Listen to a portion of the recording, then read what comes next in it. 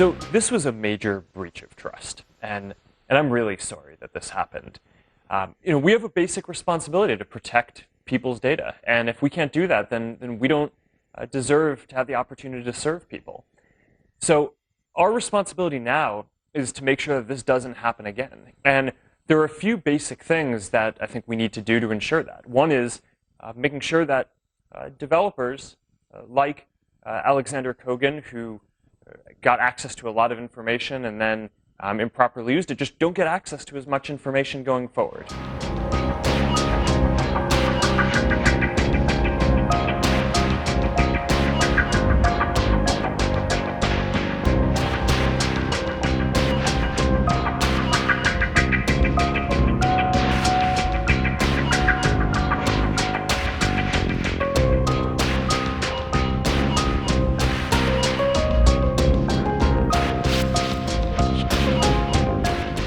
We are doing a set of things to restrict the amount of access that developers can get going forward. But the other is we need to make sure that there aren't any other Cambridge Analyticas out there, right, or folks who have improperly accessed data. So we're going to go now and investigate every app that has access to a large amount of information from before we lock down our platform. And if we detect any suspicious activity, we're going to do a full forensic audit.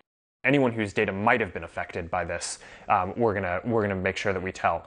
And going forward, when we identify apps that are similarly doing sketchy things, we're gonna make sure that we tell people then too.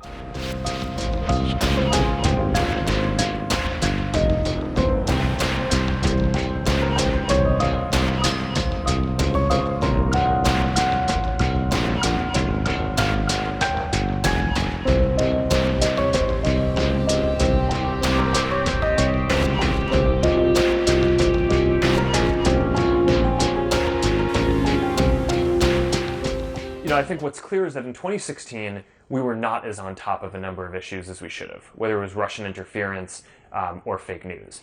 But what we have seen since then is, a number of months later, there was a major French election, and there we deployed some AI tools that did a much better job of identifying Russian bots and basically Russian potential interference and weeding that out of the platform ahead of the election. And we were much happier with how that went. In 2017, last year, during the special election in the Senate seat in Alabama, we deployed some new AI tools that we built to detect fake accounts that were trying to spread false news. And we found a lot of different accounts coming from Macedonia.